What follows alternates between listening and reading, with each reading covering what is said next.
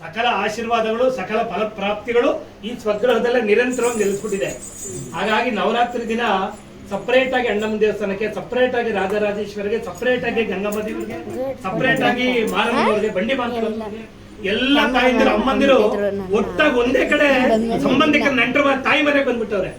ಅಷ್ಟು ಆನಂದವಾಗಿದೆ. ಸಪ್ತ ಮಾತೃಕೆಯರು, ಸಪ್ತ ಲೋಕಗಳಲ್ಲಿರುವ ಎಲ್ಲಾ ಮಾತೃಕೆಯರು ಮತ್ತೆ ವಿವಿಧ ಅಲಂಕಾರ ಸಮೇತವಾಗಿ ಬಂದು ಕೊಡ್ತಿದ್ದಾರೆ. ತವರು ಮನೆಗೆ ಬಂದು ಕೂತಿದ್ದಾರೆ. ತಾಯಿ ಮನೆಗೆ ಬಂದು ಭಾಗಿನ ತಗೊಂಡು ಸಂತೋಷವಾಗಿ ಮಡಲಕ್ಕಿ ಸಮೇತ ಹಾಸ್ಕೊಂಡು ಕೂತ್ಬಿಟ್ಟಿದ್ದಾರೆ. ನಾನು ನಮ್ಮ ಮನೆಯವ್ರಿಗೆ ಫೋನ್ ಮಾಡ್ತಾ ಇದ್ದೆ, ಬೇಗ ವಾಪ ಇದನ್ನ ನೋಡು ಅಂತೇಳಿ. ಆಮೇಲೆ ಇಷ್ಟು ಚೆನ್ನಾಗಿ ನಮ್ಮ ಬಡಾವಣೆಯಲ್ಲಿ ಇರೋದು ನಮ್ಮೆಲ್ಲರೂ ಪುಣ್ಯ. ನಾವಿವತ್ತು ಬಲಗಡೆ ಇದ್ದೀವಿ ಅಂದ್ರೆ ದೇವ್ರ ದರ್ಶನ ಮಳೆ ಬರುತ್ತೆ ಅಂತ ಹೇಳಿದೆ.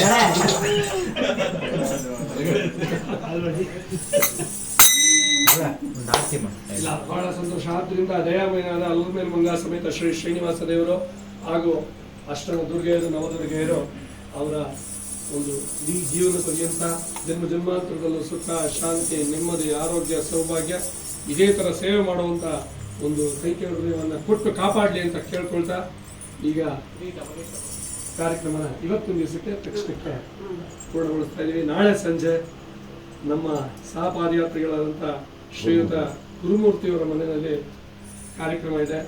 ನಾಡಿದ್ದು ನಮ್ಮ ಸತ್ಸಂಗದ ಹಿರಿಯಕರಾದಂಥ ಶ್ರೀ ವಾಸುದೇವರ ಮನೆಯಲ್ಲಿ ವಿಶೇಷವಾದಂಥ ಕಾರ್ಯಕ್ರಮ ಹರಿಕತೆ ಶನಿ ಮಹಾತ್ಮ ಸ್ವಾಮಿದು ಹಾಗೂ ಮಾದಪ್ಪನ ಕಂಸಾಳೆ ಪದ ಸಂಜೆ 4 ಗಂಟೆಗೆ. ವಾಟ್ಸಪ್ ಅಲ್ಲಿ ಅಡ್ರೆಸ್ಸು ಲೊಕೇಶನ್ ಎಲ್ಲ ಕಳಿಸ್ತೀವಿ. ಯಾರು ಒಬ್ಬರೇ ಬರಂಗೇ ಇಲ್ಲ, ಕುಟುಂಬ ಪರಿವಾರ ಸಮೇತರಾಗೆ ಬರಬೇಕು ಅಂತ ವಾಟ್ಸಪ್